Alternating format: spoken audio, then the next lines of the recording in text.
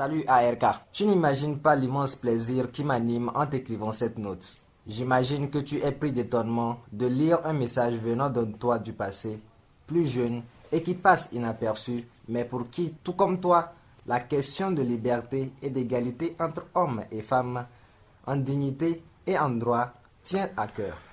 Comment vas-tu? Ou dois-je dire, comment allez-vous, monsieur Ayodou Raoul Karn, dit ARK?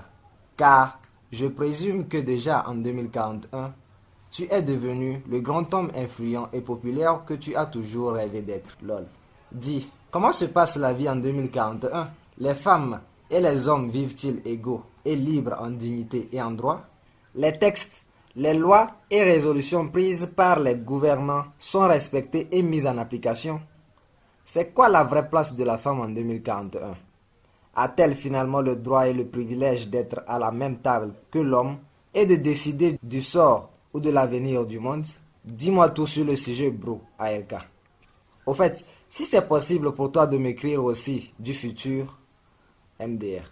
Ici en 2021, il me serait difficile de répondre à ces interrogations. Les gouvernements et les structures en charge de la situation de la femme font de leur mieux pour changer la donne. Certains rares postes de travail, d'affaires et de politique sont occupés par quelques-unes des femmes. Mais ce n'est pas encore ça. Les lois sont bien mises en place. Les promesses de faire de la femme une personne émancipée, au même titre que l'homme, sont tenues, mais jamais respectées et jamais mises en application. Dans certaines localités, parler d'égalité homme-femme, c'est comparable à une tentative d'homicide, mais dans d'autres localités, on sait bien de quoi il s'agit, sauf qu'on ne fait rien pour que les femmes jouissent de ce droit d'égalité.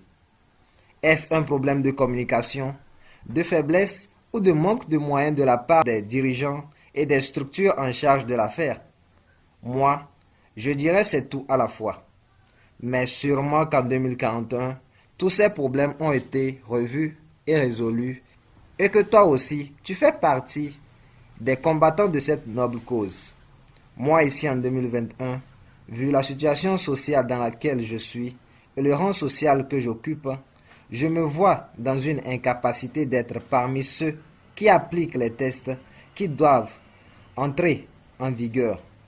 Je ne peux que, pour l'instant, demander, réclamer et dénoncer afin qu'une solution soit proposée.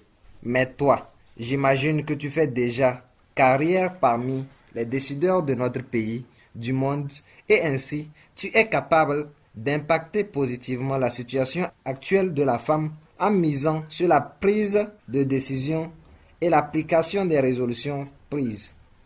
Il ne faut pas que les lois restent justes pour la forme, mais il faut que cela s'applique. N'oublie pas, Frangin, tu as fait une promesse à notre daronne. La promesse, une fois que tu auras une place importante, de veiller à ce que toutes les femmes bénéficient des mêmes droits et libertés que les hommes.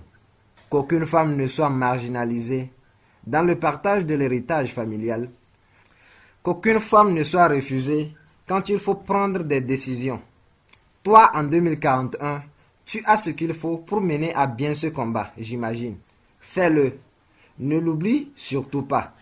Ne te cantonne pas, cependant, à l'adoption des lois visant à protéger la femme, mais soutiens la création et l'installation des associations, des organisations et des structures de protection et de lutte pour les droits de la femme dans chaque coin de ce pays, afin qu'aucune femme analphabète, instruite, citadine ou villageoise qu'elle soit, ne soit lésée. J'aurais bien voulu développer autre facette de cette thématique avec toi, mais je puise à chaque mot que j'écris les cartouches de mots que m'offre l'association Précieux Trésor de Vie et la maison TV5 Monde, grâce à qui, pour le compte du concours Rêvons notre avenir, me permettent de t'écrire à toi qui es moi dans 20 ans. Sur ce, je m'arrête ici, mais sache juste que le travail est grand, et certes difficile, mais pas impossible. Crois juste en toi, ne crois pas que c'est dur, Ne crois pas que c'est simple. On s'attrape, frangin.